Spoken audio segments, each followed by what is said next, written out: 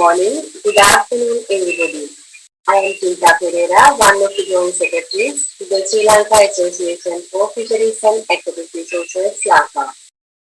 Memories, attributes, and physical creations provide plenty of support for what our teachers did in their life. Once in a lifetime, people get to meet an amazing teachers like him. He was an amazing human being, an amazing mentor who always motivated us. Death cannot take away a person. He will always remain alive in our hearts. So, thank you for joining with us to celebrate the life of our beloved teacher, mentor, and eminent scientist.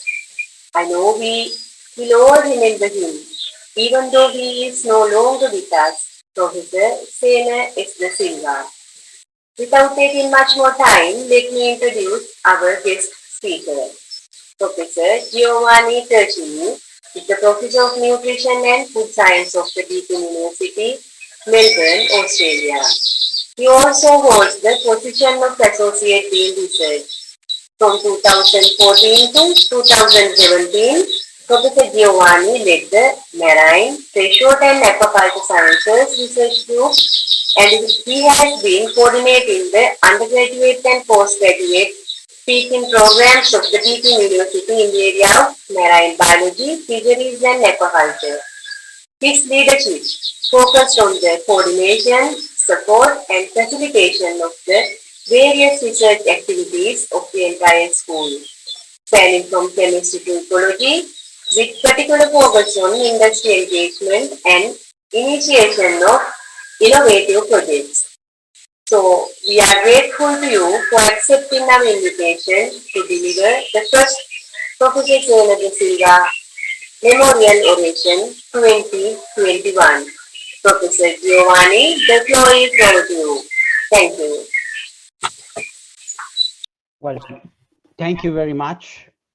Thank you for the invitation. Thank you to the Society of Fishery and Aquatic Resources of Sri Lanka to inviting me. Personal thanks to Upali, kind friends that invited me for this very important occasion. I hope you can hear me. I don't see any of you, so if you can just give me a thumbs up or something to see if you can hear me well. I will actually start sharing my screen. Yeah, thank you for letting me know. So now I'm sharing my screen. I should, 1 second, I need to swap it.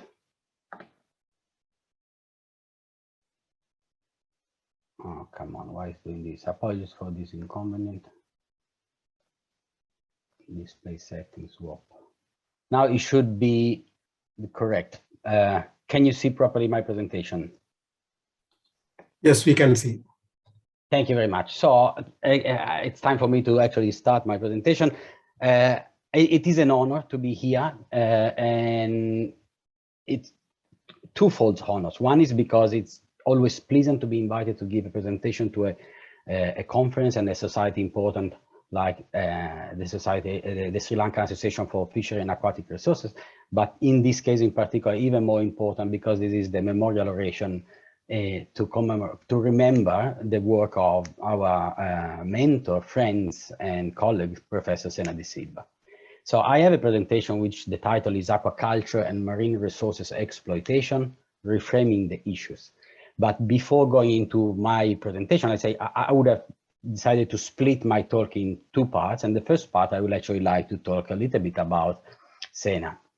So I'm sure that all of you know Sena, knew Sena Silva, and if not directly, you certainly have read about him or some of his work. Interesting, today would have been the 75th anniversary of his birthday. And so it's even more important to be here all together to remember Sena on this important day. Sena, as you know, passed away last year in May 2020.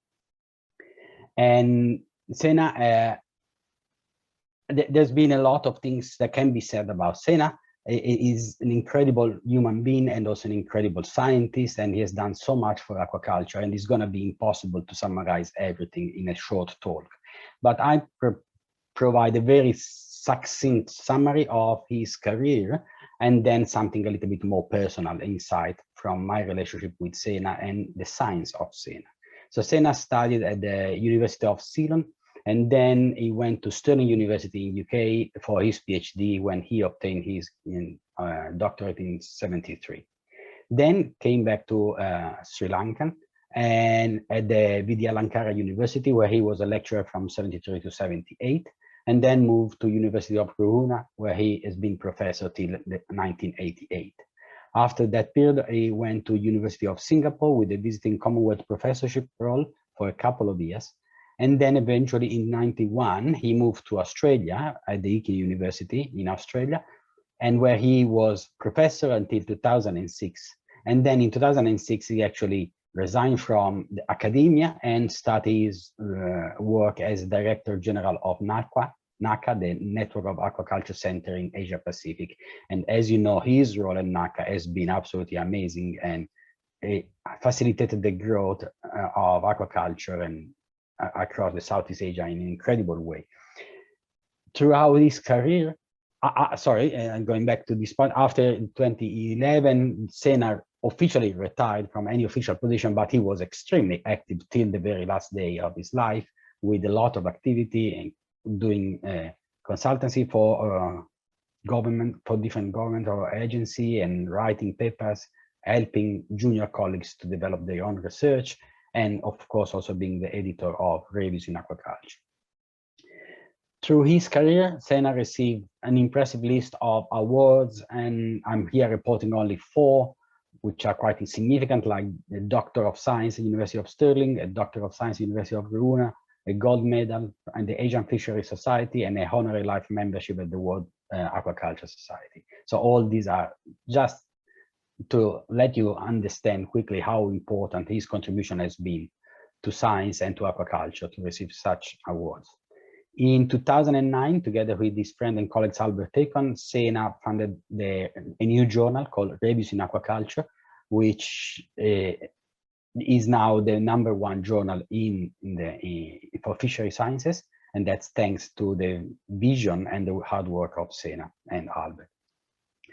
As a scientist, Sena was absolutely prolific. He loves to write, and he was very good at writing. His writing was spectacular, and he was prolific. He wrote so many scientific articles, books, and technical reports, very important also technical reports for agency, which reporting the number will be almost, it won't make much sense because it's really one of those old school academics able to be very prolific and also able to span from one area to another. In fact, he was not specialized in a single area, though we can say he initially specialized in fish nutrition, but then through his career, he evolved his interest and action, and he has many paper and contribution to different areas, from fish nutrition to climate change, a lot of in aquaculture and environment interaction, a lot of work also in reservoirs management, inland fisheries,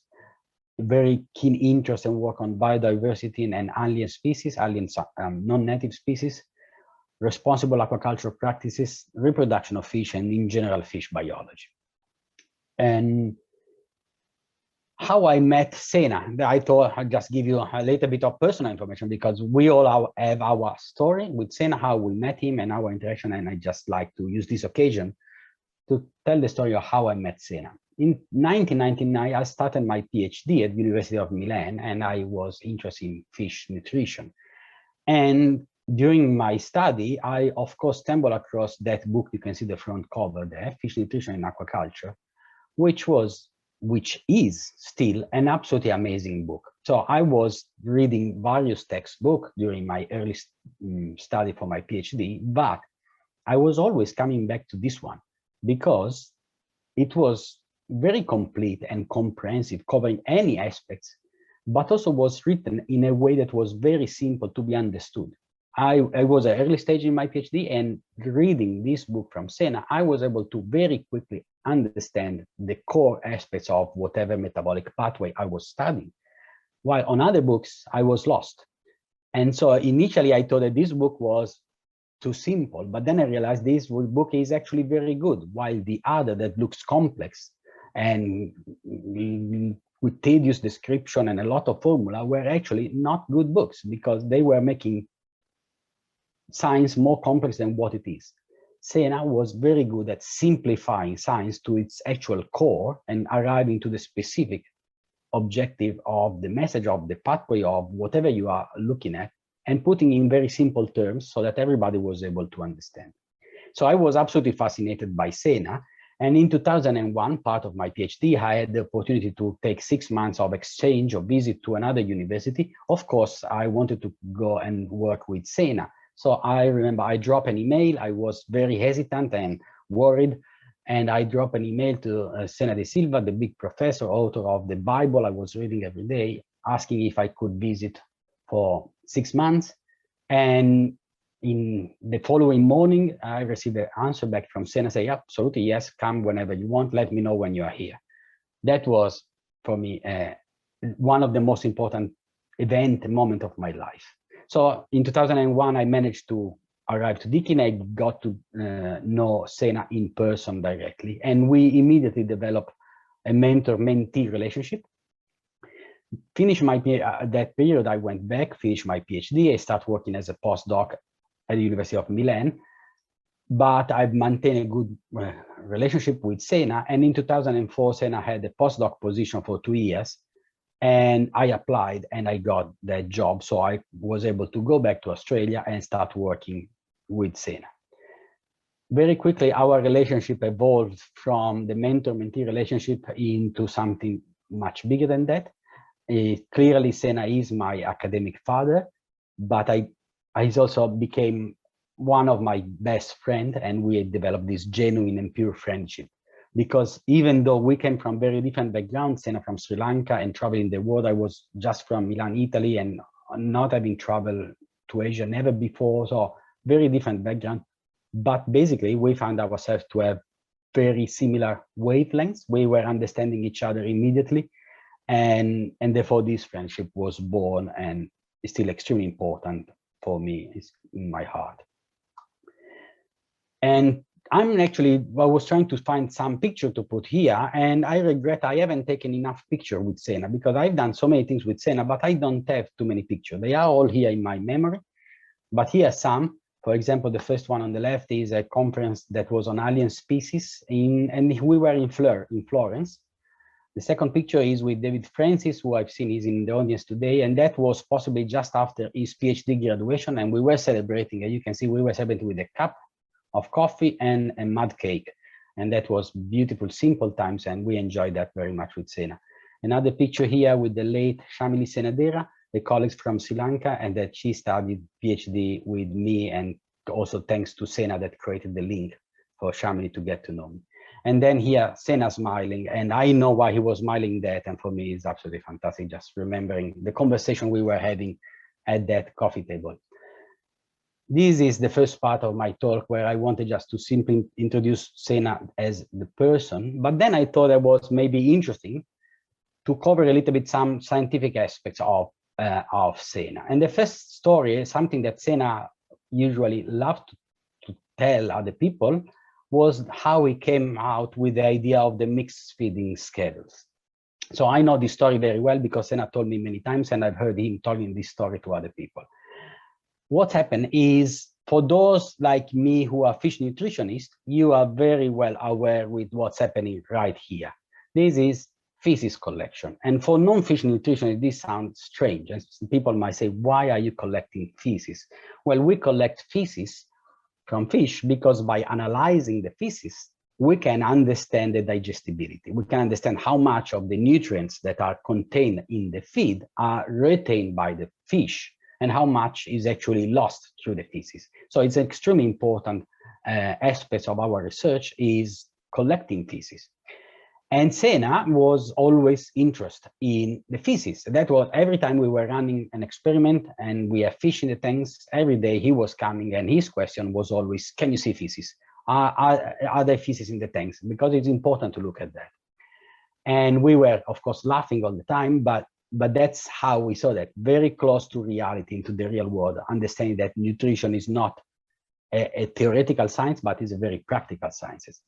And anyway, by collecting feces when he was younger, in the early 80s, he told me that one day he was doing an experiment on tilapia, which is a different fish. That one you can see there is a barramundi. So he was working on tilapia, and he noticed that every day he was collecting feces, because you collect very little every day and you need a lot of feces to make some analysis. So normally every day you need to collect some feces and then pull together and do an analysis. But he realized that the color of the feces was different from one day to another. And also the texture, the consistency, sometimes was more solid, sometimes was more liquid.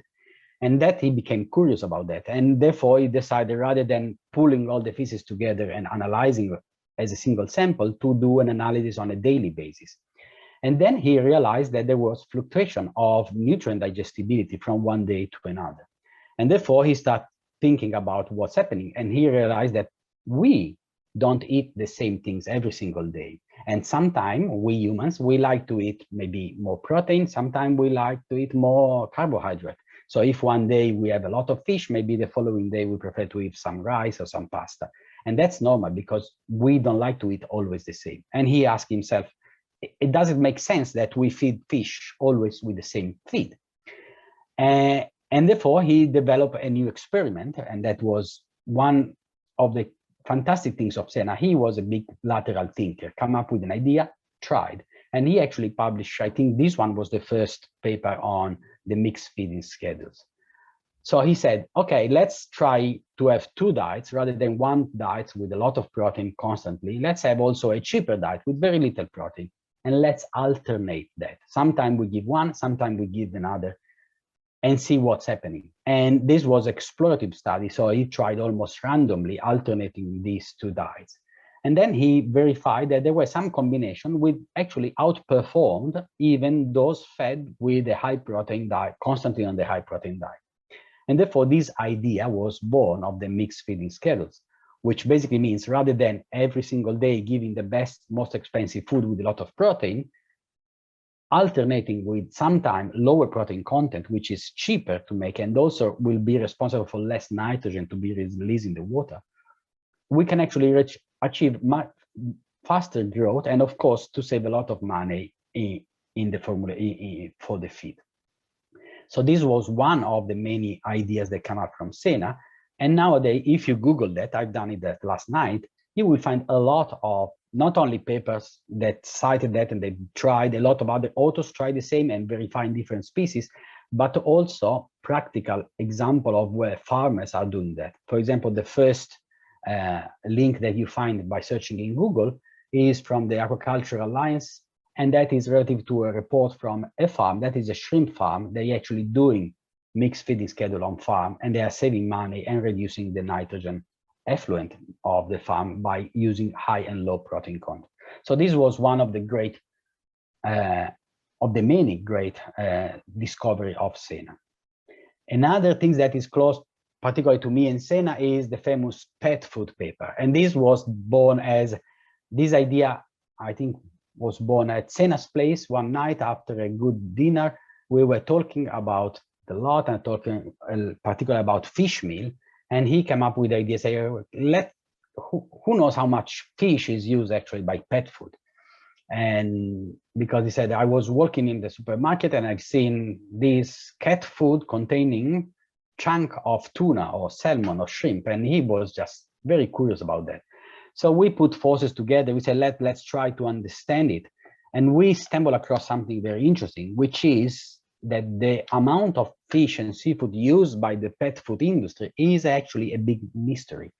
This sector doesn't really like us to know how much seafood is used. And basically there is no information available. So we have done some investigative work, Sena and I together, and eventually we managed to find some information, particularly in Australia. And then from that information we got, we have done a model calculating also the number of cats and pets available for each country and the the wage of each country, do some estimate, gross estimate. And we published this paper, which then was published by the Journal of Agriculture and Environmental Ethics. And it was quite important, though the journal is let's say, not a high impact factor journal. After our publication, we received a lot of media attention worldwide. And that's because we fundamentally showed that there was a very large amount of seafood. We estimate about 2.5 million tons of raw fish, which was going directly into domestic cat food. And the argument we were making is that while there is a lot of criticism about aquaculture and the use of fish for food for aquaculture, there are other uses which are gone unnoticed. And in particular, a user like domestic cats, which they don't generate any food, is not converting into food, but is an hedonistic need, that of having your cat happy, was possibly a waste of a valuable resource. Also because we know that cats, if you give them a whole fish, they don't eat the fillet. They will eat the offal or the raw, not the fillet. So why do we need to give them a nice piece of fish fillet once we can actually give them byproducts from the filleting industry, for example, and that could be more sustainable. So that was one of the good things I done with Sena, and I have fantastic memory of this. And now transitioning to the second part of my presentation, I really like this photo of Sena giving a talk. This looks like in a class, but that was a little conference in reality. And the strength of Sena was that of whatever very sophisticated, complex research he was engaging into, he was always keeping an eye, a strong connection with actually the fish, with the farms and the real world. Either the fish, if we are talking nutrition, always thinking about the fish. If we are talking about the feed, then talk about the farm and the real world and where the raw materials come. This connection is very important. And I think I've learned that from him, and that's part of what I am now, to try to always be very practical in all my research. So now transitioning to my talk, I like to use this picture because it's from within a cage. This is the way we need to look at our fish when we study them, from underneath fundamentally, and not from above and not from far away and not from an Excel spreadsheet. We always need to maintain that connection. So I take a little break here, 1 second. And we can move to the second part of my presentation. And I have to make a disclaimer here. The disclaimer is that the presentation that will follow contains generalizations.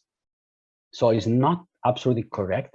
There are some generalization and it is provocative, but it is intentionally provocative. So don't cite me to the book, to the letter of what I'm going to say you now, but please try to understand the overall message of what I'm trying to say. And I'm sure that Sena would have appreciated that because we have long discussion about this, and I'm sure that he would have seen things very much similar to how I see things now. So when it comes to aquaculture and feed, one of the most common things happening right now over wherever you go in the world is something like this. If you even try and dare to say, can I use some fish meal and fish oil in my aqua feed? There is always someone, a superhero, that slap you in the face saying, that's not sustainable. And I am questioning this. Why are we saying that this is not sustainable? And that's why I say we need to reframe the problem. Let's try to have a look into this.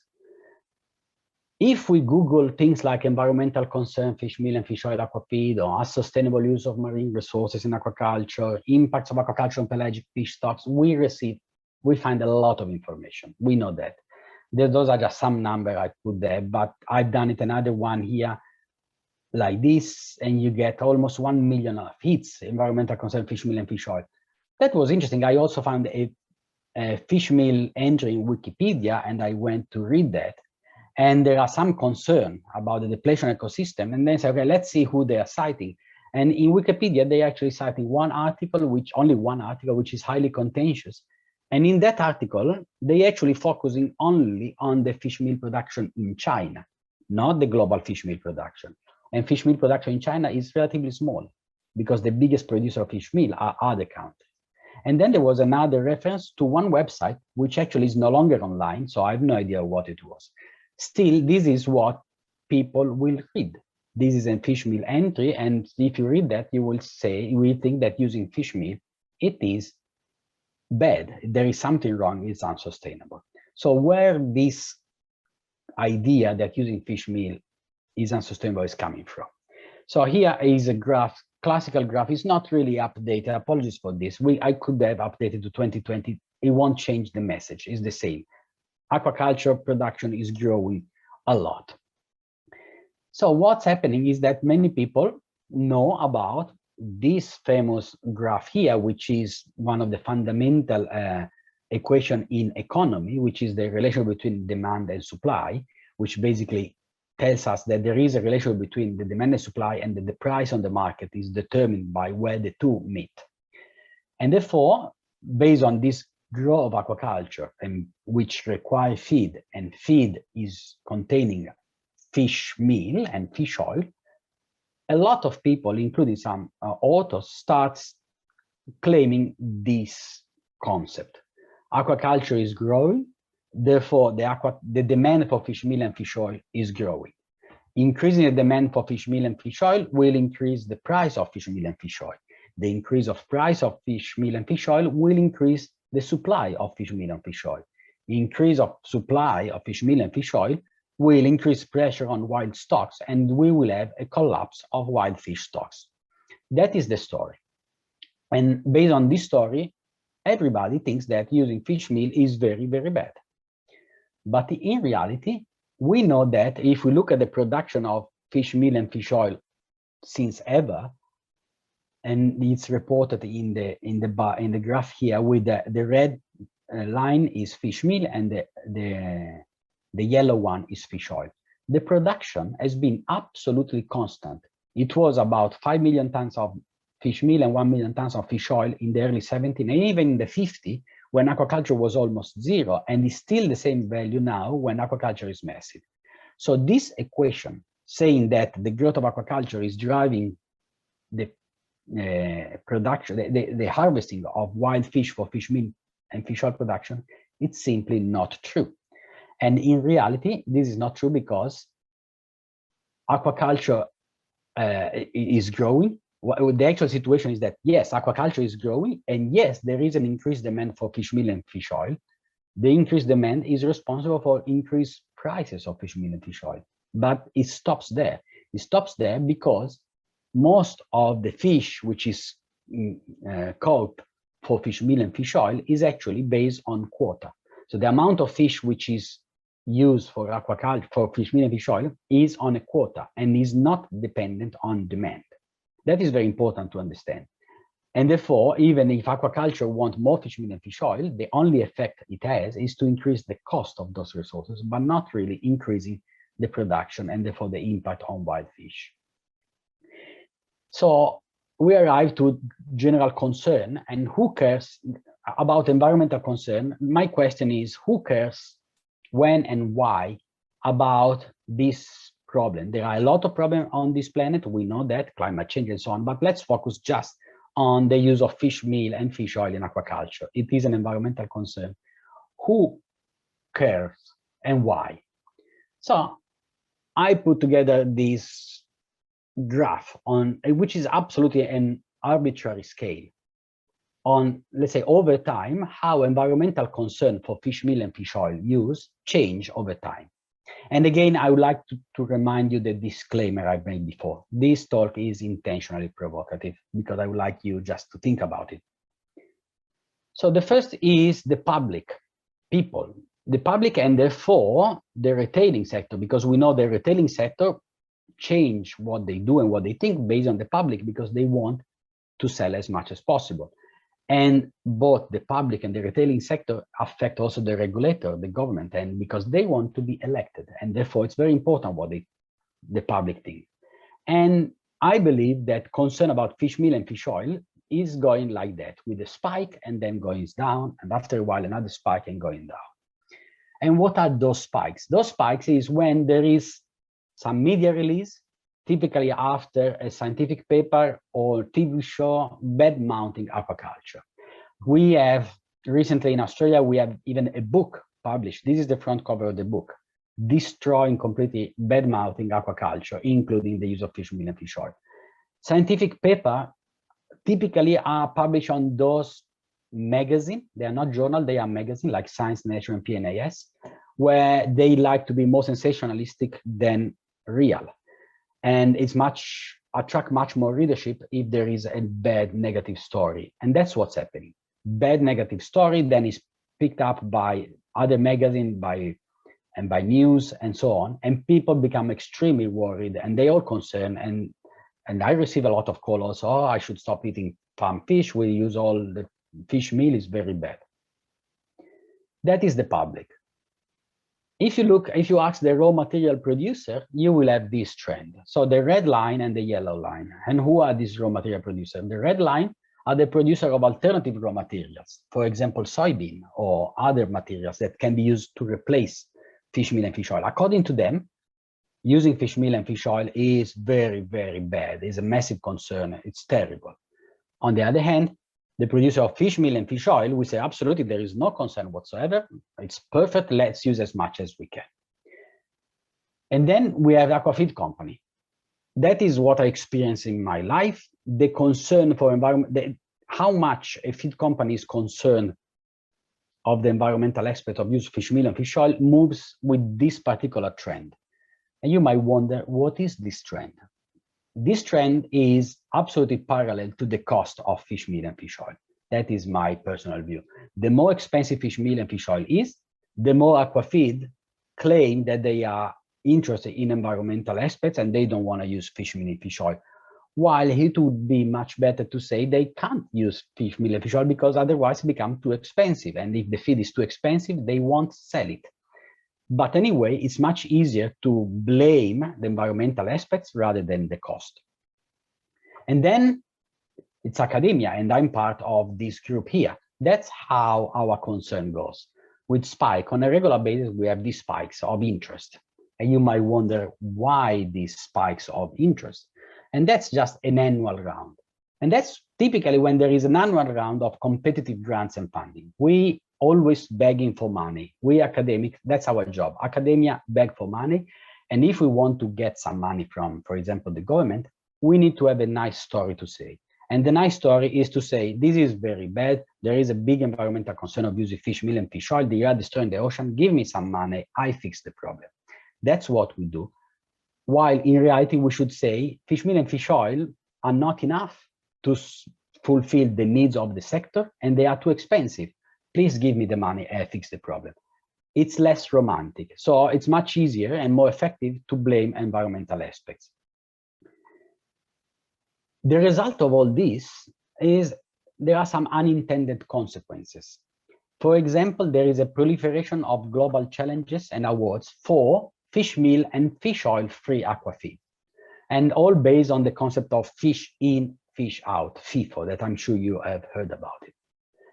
And this is when one day I actually stumbled across, I was talking with, I think, Sena, but also with David Francis together, say why there is this obsession about fish meal and fish oil free aquafeed, as if we remove all fish meal and all fish oil, all our problems are solved.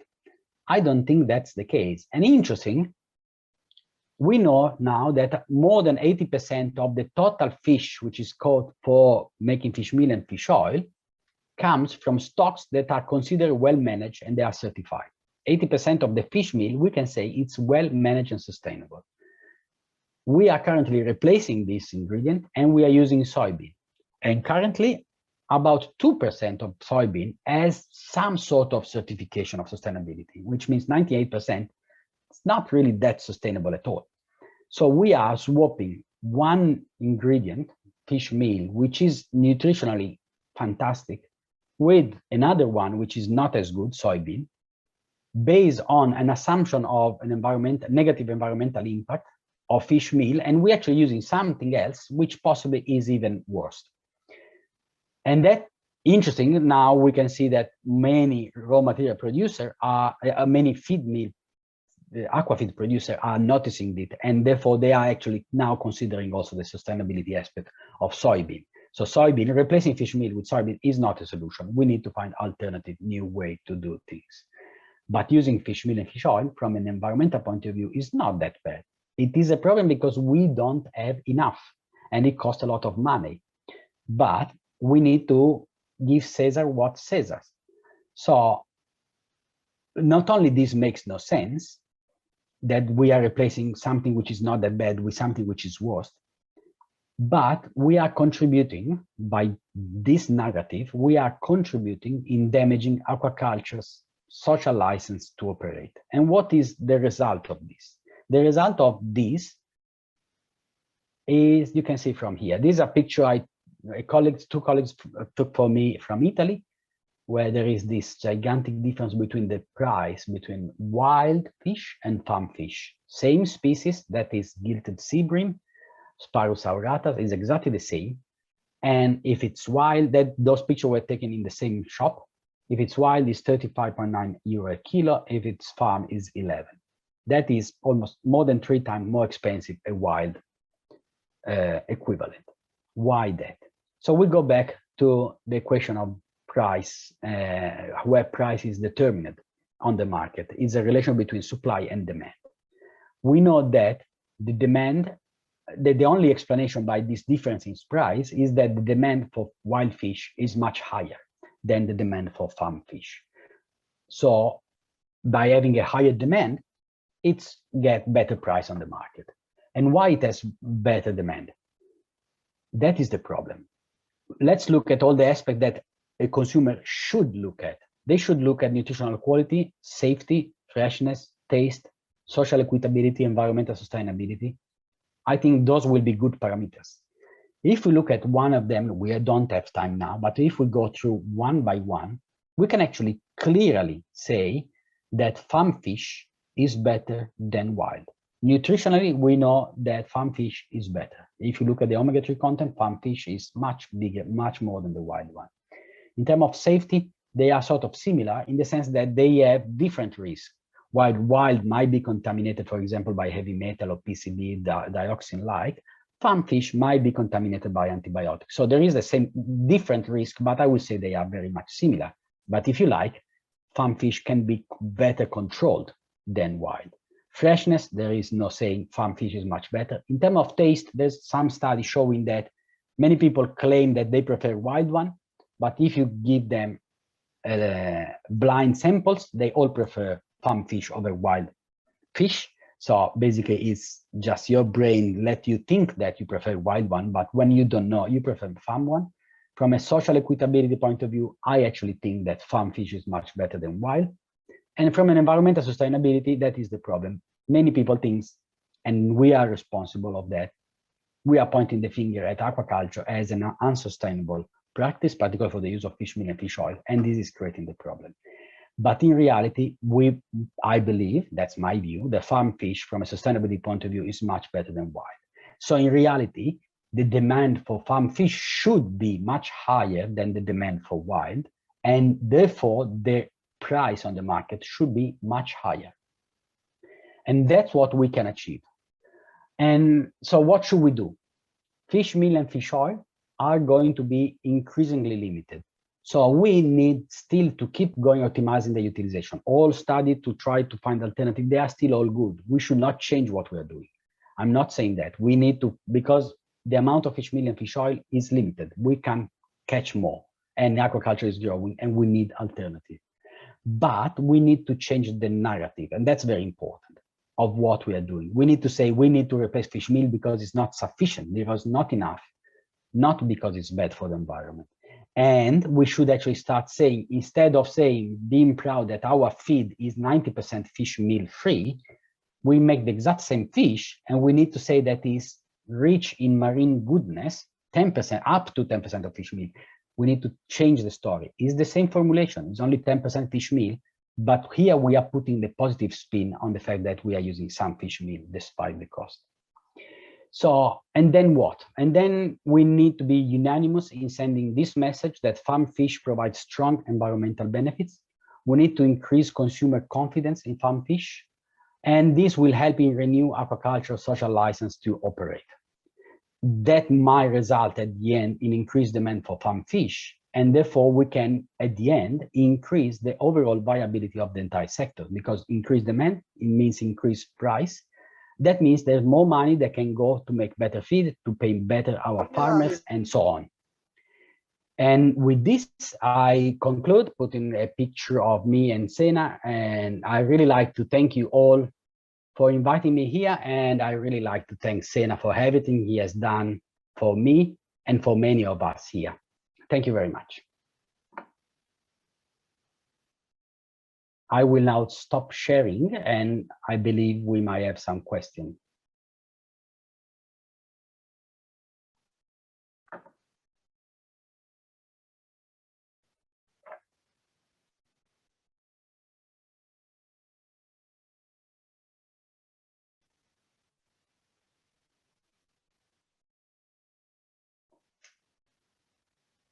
I see there are some messages. I thank you for your comment. I don't really know what to do here. If someone will take the lead, chair the session. If not, I'm more than happy to answer any question. I think we can proceed in this way. If you want to just raise your hand or unmute and ask any question, I'm here and I'm more than happy to answer any question.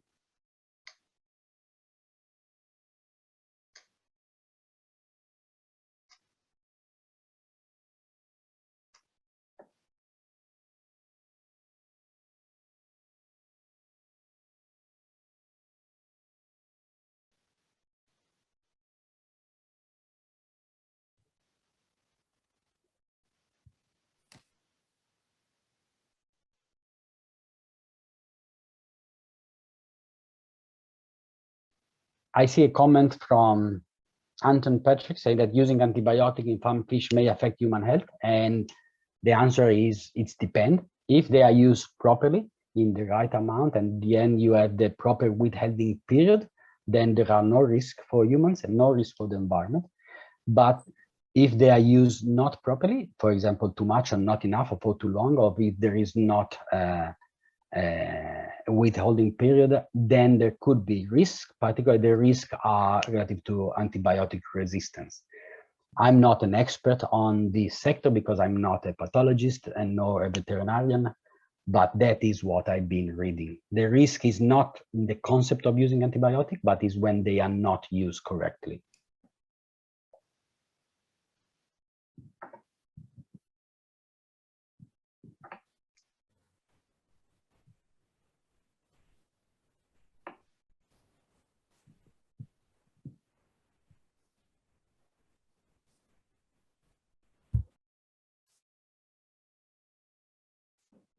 Professor. Hello, Professor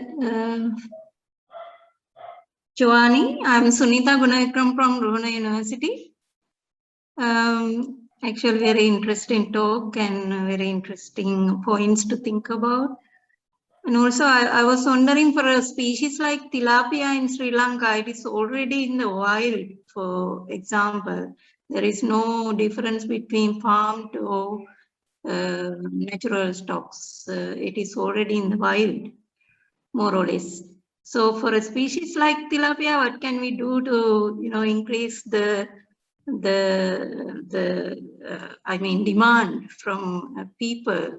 Because in Sri Lanka, we are not actually consuming a lot of tilapia, but rather we depend on marine fisheries. Thank you. Yes, thanks for the question. That's an interesting question. And unfortunately, for a reason which I personally don't really understand, in many regions, in many countries, there is this strong preference for marine species over freshwater species. And it's very difficult to change consumer behavior and expectations. And I don't know what's happening, but I might continue to talk. And therefore, I think, for example, if we all send a constant message out to the public about the sustainability and the nutritional quality of farm fish, including the freshwater fish like tilapia, we might be able, on the long term, to improve the demand for it and therefore also getting better price on the market. but it's not simple because this is changing human perception and behavior. But I think it can be done because, and there are other places of the world where it's the opposite. I was talking, for example, I remember when I was in a conference before the lockdown, talking with colleagues from the Czech Republic, where they actually love carps. For them, carps are the most beautiful fish, and they don't understand how we can eat salmon, and which is exactly the opposite of what is experienced here in Australia. In Australia, nobody will ever eat a carp, and everybody is crazy for salmon. The reality is that all fish can be extremely good if it's produced properly and cooked properly. Tilapia could be fantastic as well. So it's a matter of working together to send a correct message out. The advantage of tilapia, for example, they can be farmed in a very sustainable way. They are very efficient in converting food, and they can be farmed with no antibiotics. They grow very quickly. There are a lot of advantages in tilapia, much more sustainable than wild caught fish. That's what we should tell the public, and we need to be united. And maybe a society like yours should actually play an increasing role in also sending, I'm sure that you are doing that, but we need to unite and send this message about the advantage of farm fish. I hope this is an answer. It's not. Yeah, thank you very much. Thank you. Professor Giovanni, I think your lecture was comprehensible to anyone who was not in aqua science. As a cousin of Sena, I really think that it was a magnificent tribute to Sena. And I understood your explanations very well. I have a specific question. In actual quantity-wise, what is the comparison between the use of fish for cat food compared with use of fish for aquaculture, fish feed? Yeah, it is much, much smaller. That's the reality. So our estimate was about 2.5 million tons of fish used for cat food, while we are talking about 10 times more for the amount of fish that they will go in aquaculture, possibly more. So it is really, there is no comparison there in terms of total volume. What was interesting, I think, in our analysis is the actual, if you look at the fish that goes into aquaculture feed is actually multiplied when it comes back as farm fish, because the global fish in, fish out ratio is lower than 1. So for each kilo of wild fish it's used for fish meal and fish oil, there is about 1.5 kilo of farm fish coming back to be consumed by humans. So it is, yes, consumptive use of fish, but we generate more fish. Pet food, in reality, cat food, we don't generate any food for anybody. And the most interesting thing is also that a lot of, in developed country, but also in developing country where there is, as soon as there is an increase in in wealth, many people become owner of cats, and many people, as soon as they can afford it, they buy the gourmet feed, because it's called gourmet feed, and those gourmet feed typically contain fish which is food grade, not even feed grade. So it's fish that could actually be consumed directly by human. And we believe that that is just a waste. So even if we stop all the cat food from using fish, is not a solution to the problem, because the sector is relatively small compared to aquaculture. But it's important to consider also those kind of usage and not just pointing the finger at aquaculture. Thank you. Welcome. Geo, is Tui here. Hi, Tui. Hi again.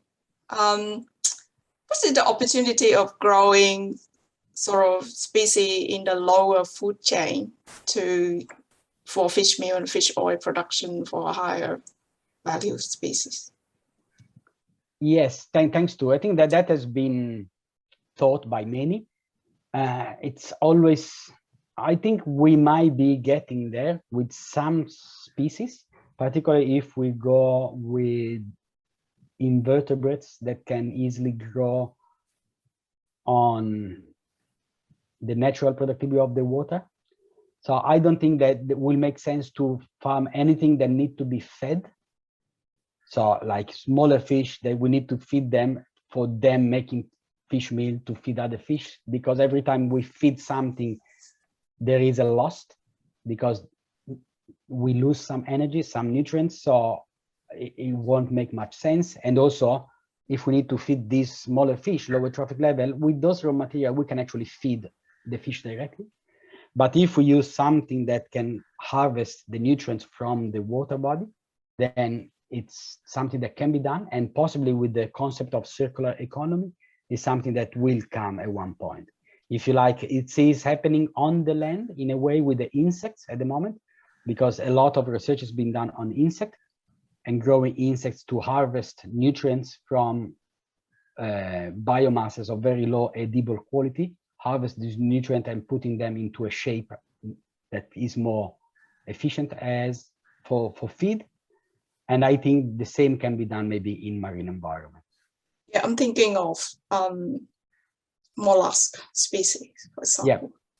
Yeah, I think that is possible, and of course need to be studied and understand the pro and cons. And also we need to consider, there was a recent paper quite nice that actually we published on Revision Aquaculture about rethinking trophic level in aquaculture, because when we think our farm fish like salmon or even tilapia or carps, we think about a specific trophic level based on what they eat in the wild.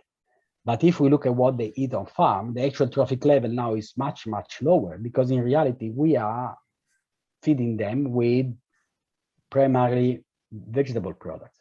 So the actual trophic level of farm fish is much lower than, for the same species, than the wild one. So that's an interesting observation we need to consider. But in terms of new resources, I believe possible filtering feeding mollusk or other, or some marine invertebrates that can harvest from natural food sources in the water, they might become at one point of interest for possible raw material for aquafeed. Thanks, Chia. I'm Ruchira Kumaranatunga from University of Ruhuna, one of Sena's students from Kalani University. And actually, I was wondering, now tilapia is not very popular among people. Can we make it popular by including some carotenoids in their diet to make their flesh more colorful? Sometimes even as a table fish, we can make them more colorful by adding some kind of carotenoids, maybe from shrimp paste or whatever it is, and make it more attractive rather than. I think that's a good idea. I don't think that could work for two reasons. One, I don't think that tilapia will be able to deposit the carotenoids in their flesh.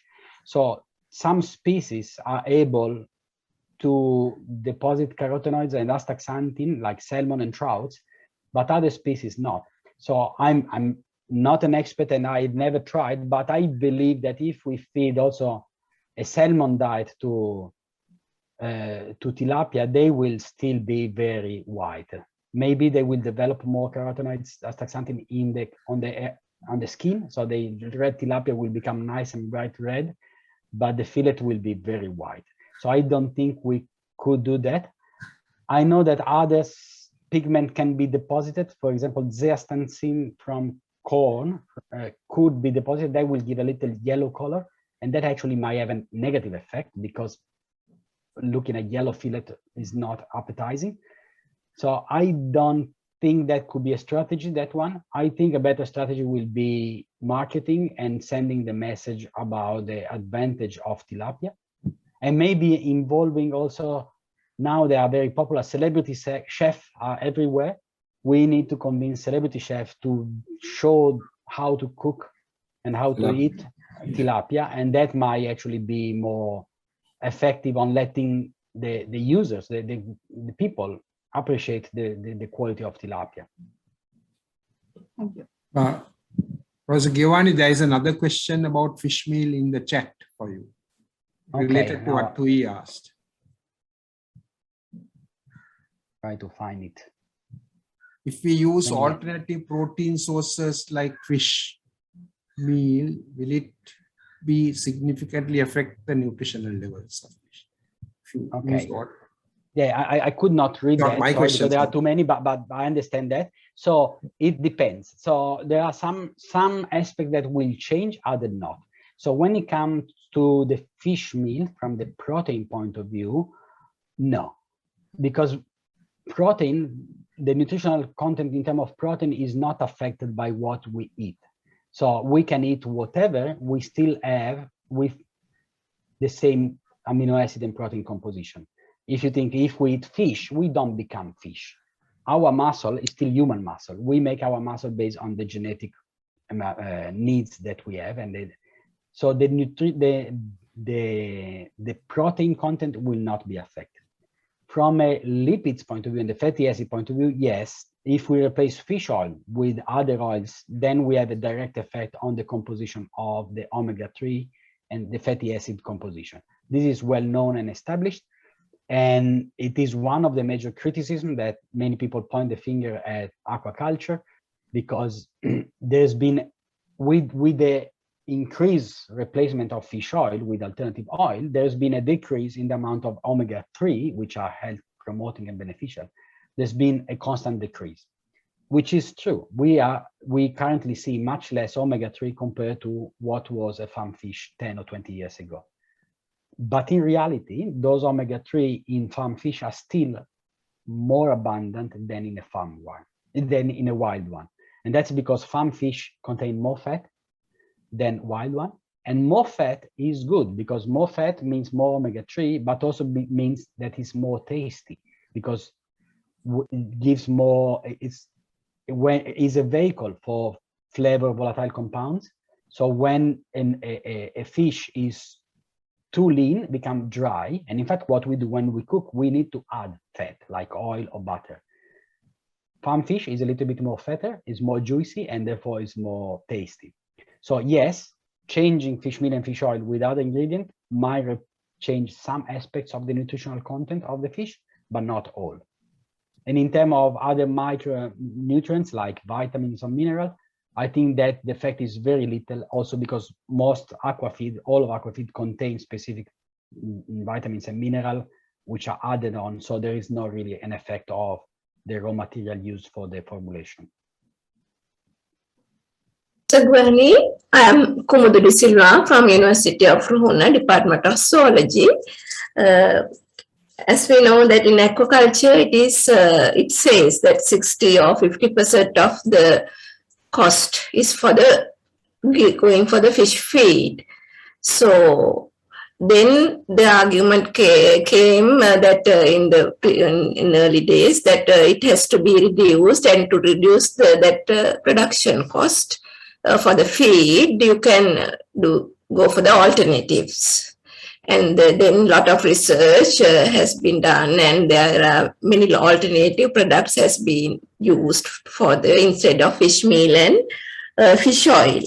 And according to this presentation, it was very interesting and very knowledgeable. And I understood that fish meal and fish oil, that means that means it is taken from the wild marine fish, so that it is has not been changed for years, that is it in the stable state. That means the amount taken from the sea is stable. So but what we experience is the fish feed cost is going higher and higher. And if it is, and the main major concern is the fish meal, the price for the fish meal and fish feed fish oil is high. Therefore, this is going just increasing. The production cost is increasing.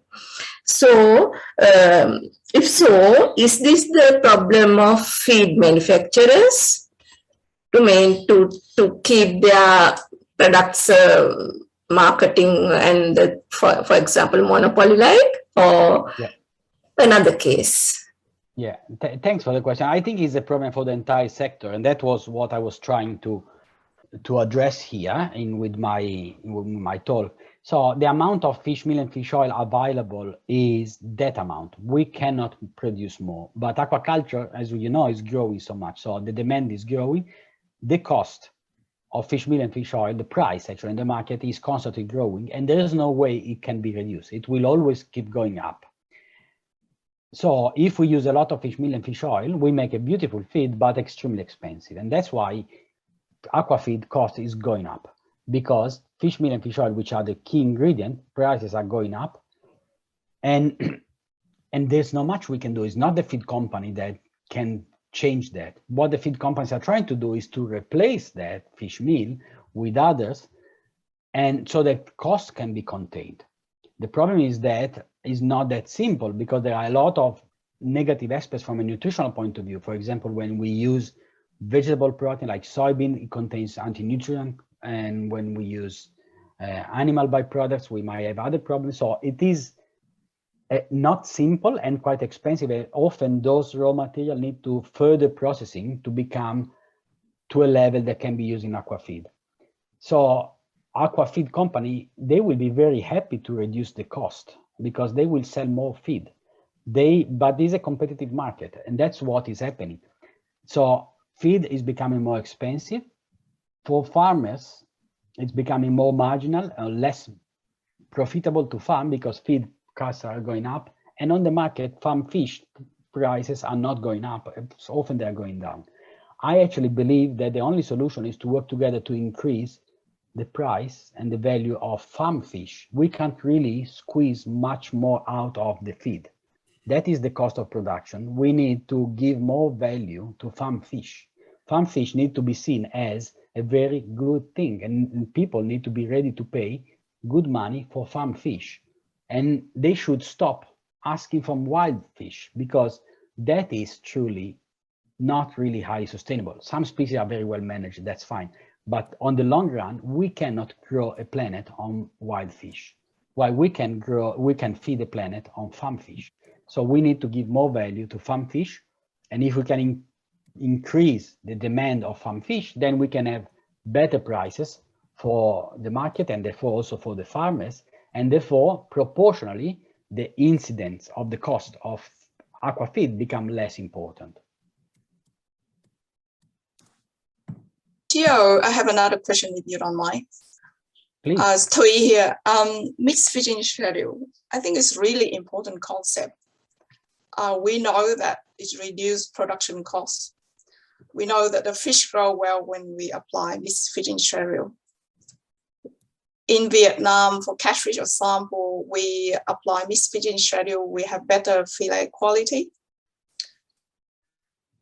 But actually, the implementation side of it, how much uptake are you aware of? My second question is there a deep study about the environmental impact, for example, that mixed feeding schedule actually can reduce the impact of the waste that go through the feed? Thank you. Yeah, thanks, Tui.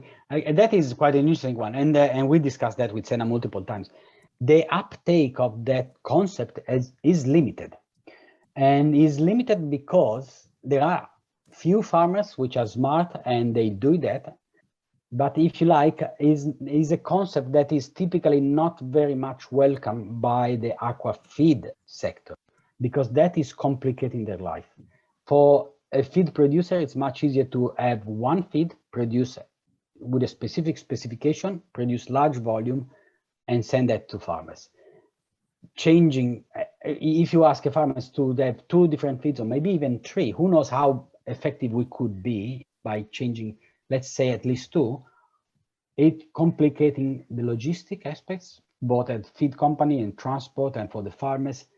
And therefore there is no big support for that. And because if you like, it's easier and simpler to sell one feed, which is highly performance. They are highly performance feed, the one they are currently made. They are fantastic. And the concept that the feed schedule, mixed feeding schedule allows for is actually to save some money and some nutrients on that by producing a feed which maybe is less performing, a little bit less optimal, so cheaper, but by using that properly, we can achieve better growth. So that is a problem. I've seen it used only once, and I've heard Sena telling me in few occasions he was working in his many travel, he've seen that implemented sometime. I think he might slowly come to one point because all the sector is becoming increasingly marginal, and so therefore any little advantage become more important now. And once more people will appreciate the advantage that can be achieved by a mixed feeding schedule, I think there will be more people start using it. And in reality, you don't need to ask your feed company to make 2 different feeds for you. You simply need to buy 2 different feeds. Maybe one, the ideal one for the species you are farming. Let's say if you are farming salmon, you might want to buy also some feed formulated for example, tilapia, which will be much less in terms of protein content, and start alternating them and see what's happening. It takes some risk, trial and error, and some research. And therefore, that's why also typically on farm, it's difficult for take up because you need to deal with the fact that you need the production to make money and to stay alive on this competitive market. So maybe that's an area where working with academia or with research institution, we could work together and try to see the value of mixed feeding schedule. Thanks, Gio. Professor, I'm Lakshman here. I think I have sort of a solution with using the common maggots. Is that viable, or is that a scalable solution for this fish feed? Yeah, there are many that are studying different kind of insects larvae to be used. There's a lot of research being done on the black soldier's fly larvae, and because those can grow easily on very low quality biomasses and then can be harvested. And I think these are contributing and will contribute more to the future of aquafeed, because it's a nice conceptual approach how we can harvest nutrients and circle back into the loop. I personally don't think there will be a complete solution to the problem, because those are still not producing new protein. Those maggots or larvae, they don't produce new protein. They take the protein from a biomass and convert it into their body. And in this process, there's still some waste of energy and protein. So they are not photosynthesizing, they are not plants, they are not producing new protein. It is a very good way to recycle some low quality organic biomasses, but I don't, and we will see much more insects meal coming into aquafeed, but I don't think that they will represent a complete solution to the problem. And I don't think there will be a single solution to the problem. I think the problem will be solved by several different steps. So insects meal will be a part of that, including other aspects. For example, byproducts meal coming from we need to become much more efficient in how much fishery byproducts we harvest, and we can circle back into aquafeed. Animal protein, animal bioproducts as well, agricultural byproducts, and then also the use of biotechnology that can be very important to increase, for example, specific nutrients or to remove anti-nutrients and so on. I have a question. I'm Anton Patrick from University of Vaunia. Hello, can you hear me? Yeah, you are breaking out a little bit, but I can hear you. Yeah, that actually in marine aquaculture, especially for the juvenile fish culture, because that small young fishes prefer the formulated feeds or natural feeds. If there are any challenges facing to culture very early stages of fish in marine aquaculture? Yeah, well, Anton, it's very much species specific. And generally speaking, all fish, marine fish in particular, in the juvenile stage, and when they are fingerlings and larvae and fingerlings, they prefer live feed rather than commercial dried feed. And in fact, quite often for many species, you need to go through what is called the weaning process. So they are fed initially with live feed, either your rotifer or artemia, and then semi-moist feed maybe, and then weaning into dried feed. And that is, we can't say from all species, but generally speaking, that's what's happening.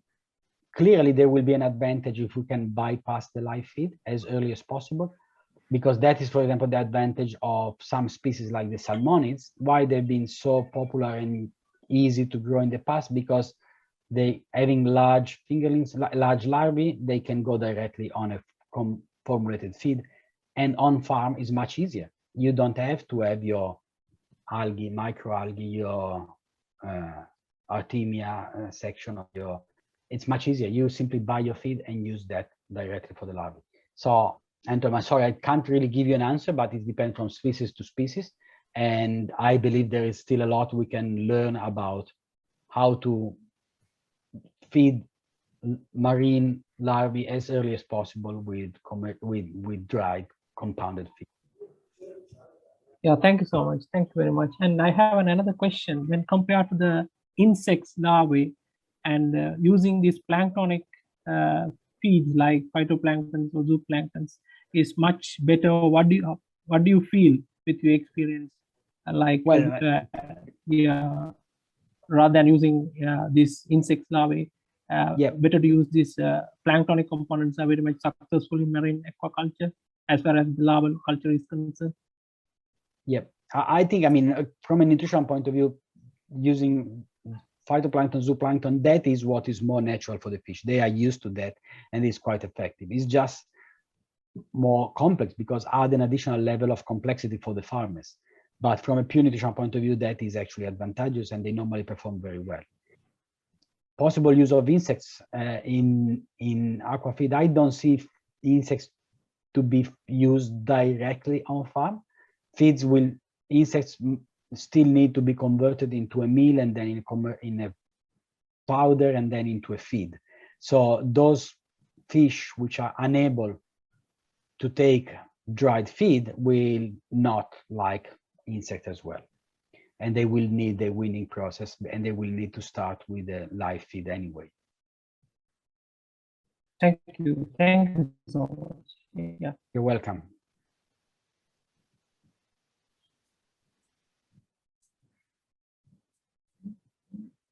Now, I cannot really follow all the message because there are so many. Thank you very much. If there is any question there that I'm missing, please. No, Gio, they are just comments. Yeah, just comments. So okay. There are no questions. Thanks, Upali. Sunita again, actually, out of curiosity, do we really know the composition of fish meal, commercial fish meal? Because now people are buying fish meal from other, especially Sri Lanka, we import them. But really, do we really know the composition of that other than the nutritional composition? Like in order to make the fish meal available in the country for the aquaculture feed, then we need to start producing fish meal on our own. For example, like using discards from processing industries.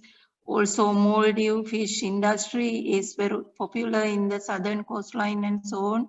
People are just throwing away the discards to the ocean back and so on. So is there a kind of standard for, this commercial fish meal so that the people can actually produce something here in order to support the aquaculture industry?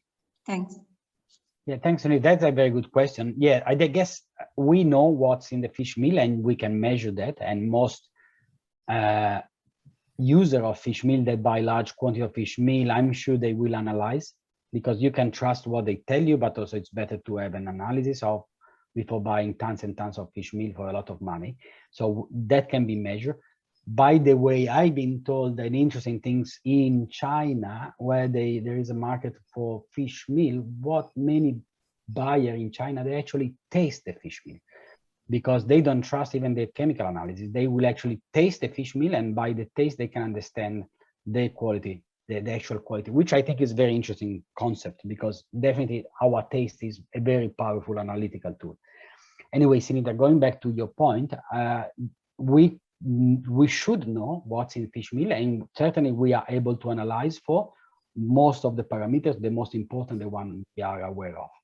But you make a very important point about the ability of Sri Lankan to become less dependent on imported fish meal and produce more. I think that is a very good idea and should be looked at, particularly if you have large byproducts.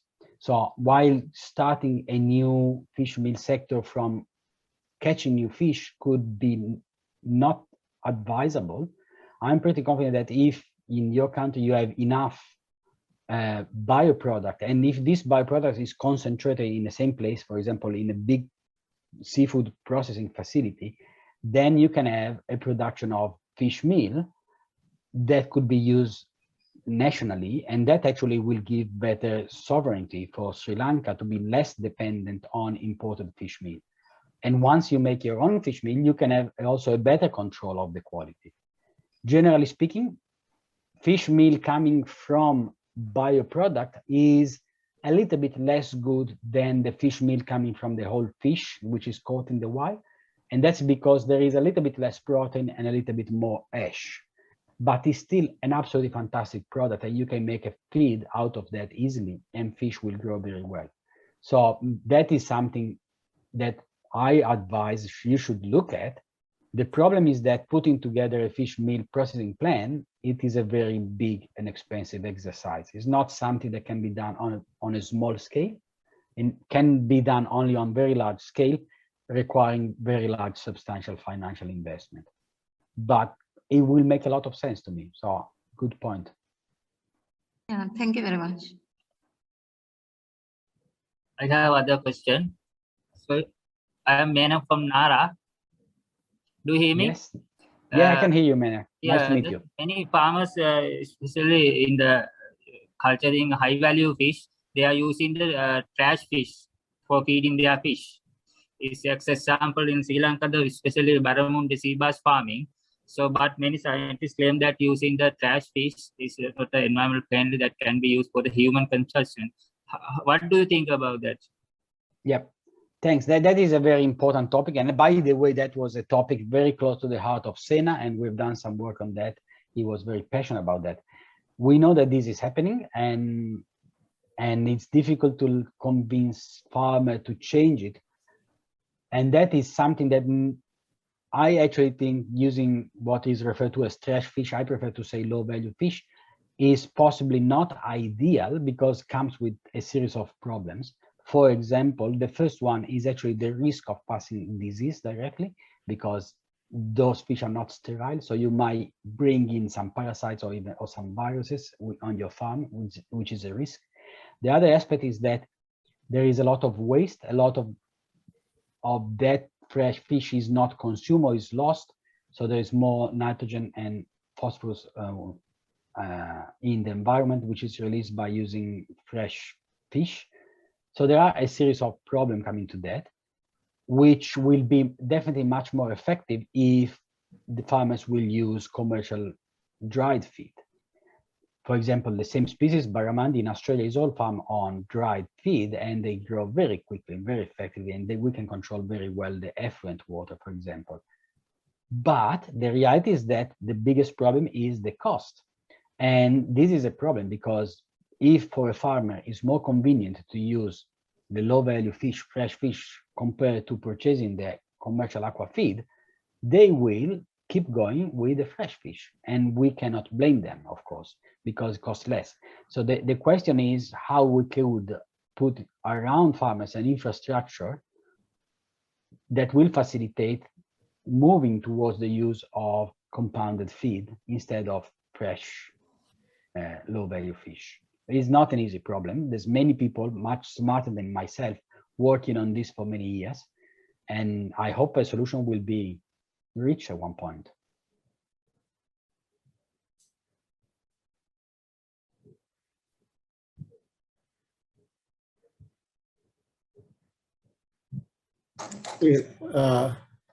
Shall we wind up this point? There has been a very fruitful discussion. Okay. Shall we, if you do not have any more questions, shall we wind up the session? Actually, we SLAFA sincerely appreciate you for taking out time from your busy schedule to be the guest speaker at our first Professor Sena Silva Oration 2021 for providing us with such valuable information. And also I am extremely grateful to you to touch on the subject of aquaculture in your speech. All thanks to your enlightening words that inspired who are gathering here. Thank you very much, Professor Giovanni. It is with a renewed sense of sorrow and loss that we recall his memories even after 1 year. Even though his indomitable spirit is gone, his name will continue to inspire many more generations to come after us. Once again, I would like to thank you for being a part of the event and gracing our annual celebrations with your kind presence to keep Professor Sena Silva's name alive. Thank you once again. Stay safe all. Thank you. Thank you very much. Thank you, Leo. Thank you, Pai. Yeah. Bye-bye. Bye.